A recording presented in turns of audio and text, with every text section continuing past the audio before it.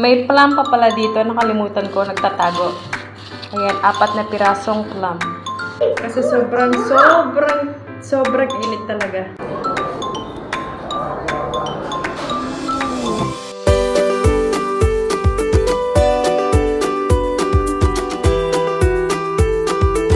Guys, welcome back to our channel. Nandito na si Lakshmi, kakagaling lang niya sa school. Pasensya na kayo sa aking hair. Kasi sobrang init talaga. So, kailangan nakapusod palagi yung buko. Dahil kung hindi, pagpapawisan ka at talagang sobrang init.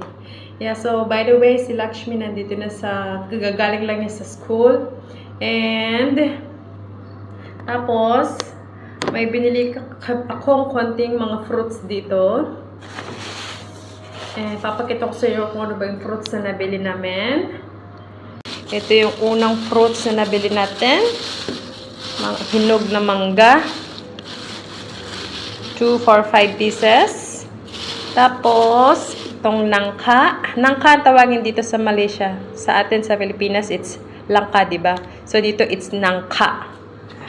Tapos, may mga hinog na saging and yung pahinog pa lang. Ayan. And, itong green apples, tsaka oranges. Kasi ito kailangan namin daily. Dahil everyday, gumagawa ko ng juice. So, yan. Kaya lagi nauubos yan. So, kaya lagi kami bumibili ng apple and orange. Tapos, yung dinner namin ni Lakshmi. Here.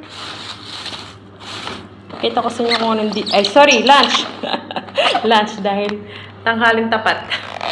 Lunch namin ni Lakshmi. It's a duck rice. Hindi to chicken. It's a duck rice today.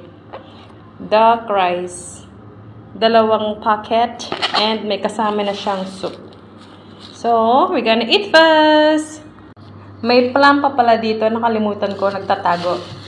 Ayan, 4 na pirasong plum. And sa dinner namin, guys, lumabas kami and pumunta kami sa isang Chinese restaurant. So, ayan, habang hinihintay yung food, nag-aura-aura ako. Dahil nga bago yung aking spectacles. So, nag-feeling ako and syempre, video-video tayo dyan. Makita kung bagay ba talaga sa akin ang aking bagong new glasses.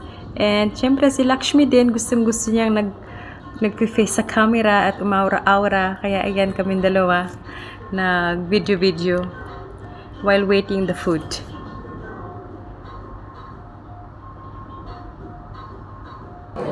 Ayan yung menu, guys. Ang daming food na pagpipilian. So, hindi namin alam kung ano ba yung orderin namin dahil nakaka-confuse. So many choices.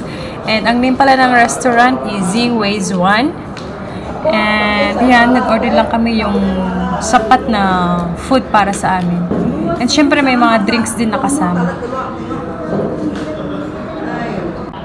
Dito nga kami nag-dinner sa Chinese restaurant, guys. Pero kung nakikita niyo yung mga customer, yung mga kumakain, halos mga Indians.